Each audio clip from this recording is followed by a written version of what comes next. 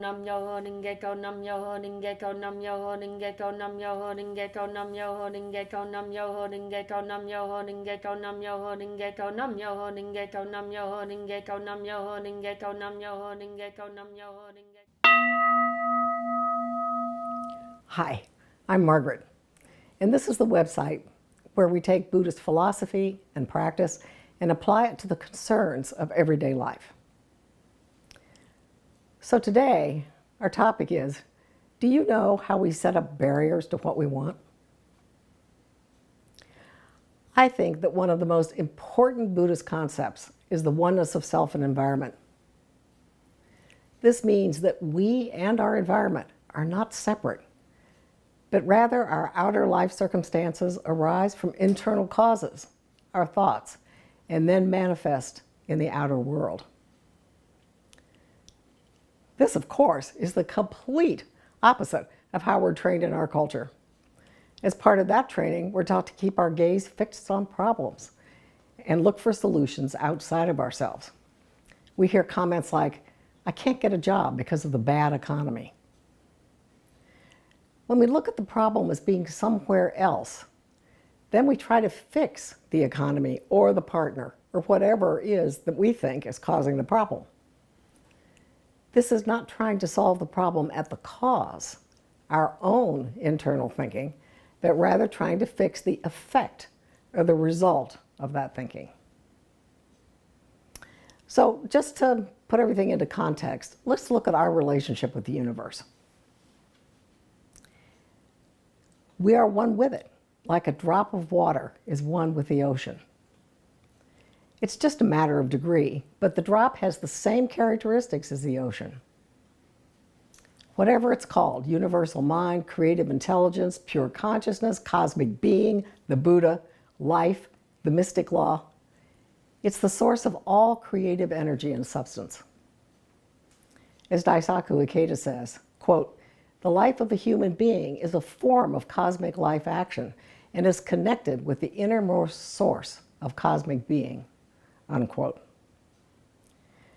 We are connected with that through our Buddha nature, which exists deep in the subconscious mind, and we're the channel for the distribution of that energy.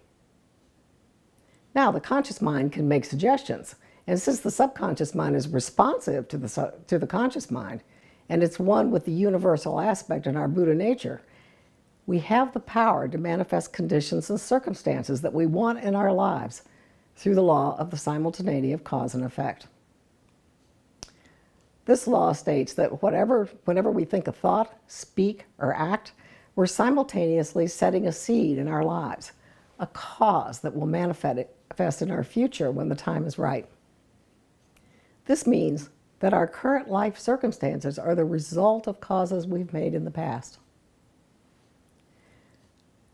Now that we've looked at the relationship between our lives and the universe and seen how our circumstances are created, let's examine how we might be setting up barriers to what we want.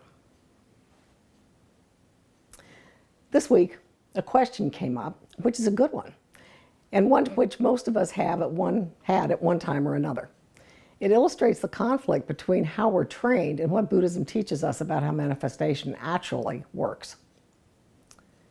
The question, quote, "Can you tell us how to chant to prevent and avoid certain situations from arising? Let's say I don't want to be sucked into certain tasks, but a sense of responsibility prevents me from ignoring them. How should we deal with it? Because you've said earlier that if we focus on what we don't want, exactly that happens. So should we focus on the ultimate goal of living life according to my schedule and on my terms?" Unquote. This question seems to address dealing with what other people want you to do. Now, traditionally, we would look at what they want and worry about it. But when we worry about something and keep your focus on it, then, according to the concept of oneness of self and environment, you're attracting more of what you're worried about into your life. Instead, you could chant for clarity about the situation, as we can't always do what we want. Listen to your inner voice about the situation. If you're clear of unwanted consequences, then chant for what you want. Another example is when you don't like the circumstances of your life. If you focus, dwell, and repeatedly talk about these circumstances, you'll be creating more of what you don't want. Let's say the circumstance is lack of money. Instead of focusing on the lack, just note it and then chant for the amount of money you do want. Let's say it's an overweight condition.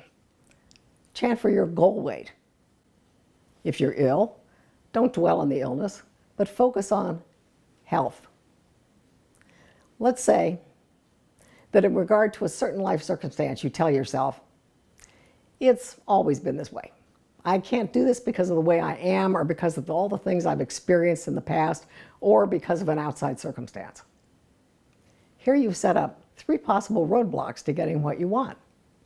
When you catch yourself thinking in this manner, remind yourself that you're creating what you can't do, and then change those inner thoughts to what you want and see it as already accomplished. Another way we can set up a block to our intention is through doubting that it's possible to get it. That is basically saying that the mystic law won't work for you. As Daisaku Ikeda says, quote, "If you practice faith while doubting its effects, you will get results that are at best unsatisfactory." For my dear friends in America. When you consider that you're one with the creative power deep inside you, how could it not work out for you? It always works. You're the builder. If you use it in a positive way, you'll see positive results. If you're dwelling is the word here, on negative thoughts, it works to manifest negative conditions.